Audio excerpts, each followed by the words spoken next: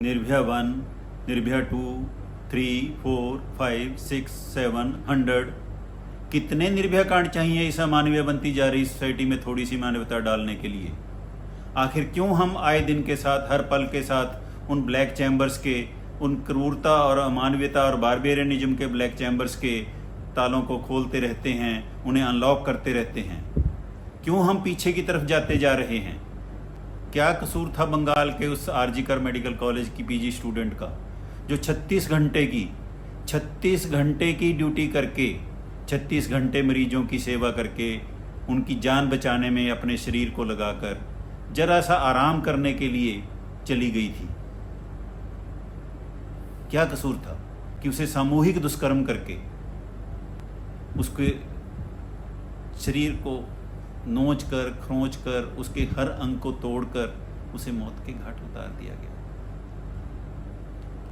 कौन थे वो वहशी जानवर जिन्होंने अमानवता की सारी हदें लांघते हुए, क्रूरता की हर हद लांघते हुए एक इंसान के शरीर को नोच डाला, हर अंग को तोड़ डाला? कौन थे वो? ये सवाल और ऐसे ही और भी बहुत से सवाल आज हर न्याय पसंद इंसान के दिल में धधक रहे हैं, खौल रहे हैं और जवाब मांग रहे हैं।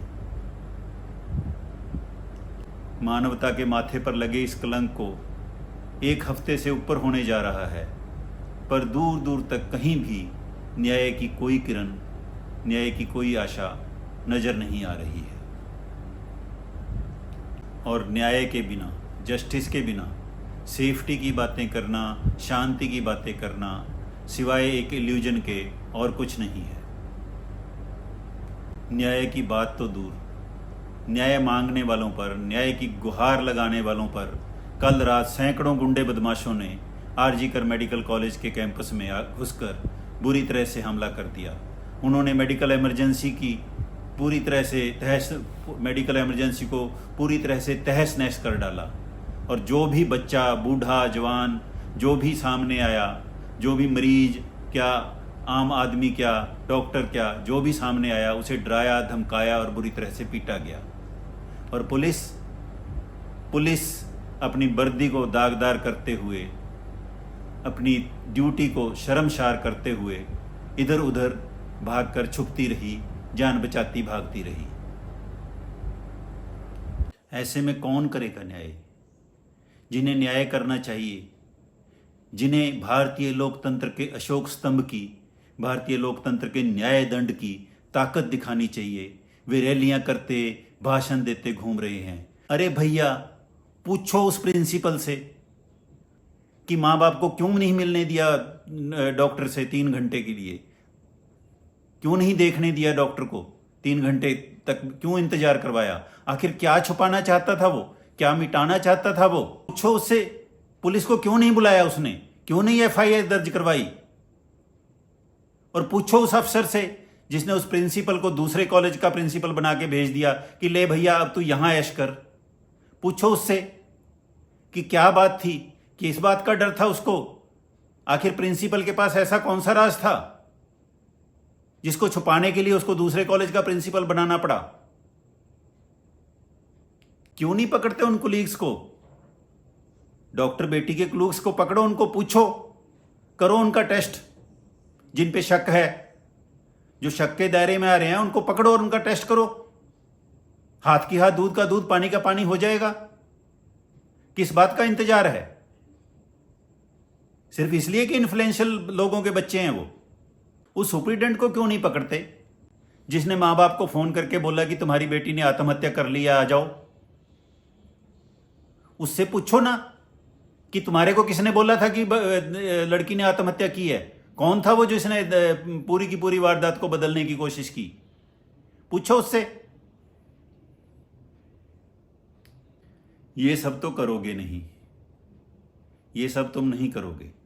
बस पूरे देश के आंदोलनरत डॉक्टर्स को, आंदोलनरत पूरे देश की जनता को लताड़ोगे, कोसोगे कि अपनी ड्यूटी मत भूलो, ड्यूटी करो। डॉक्टर का धर्म है मरीजों की सेवा करना, उसको धर्म सिखाओगे।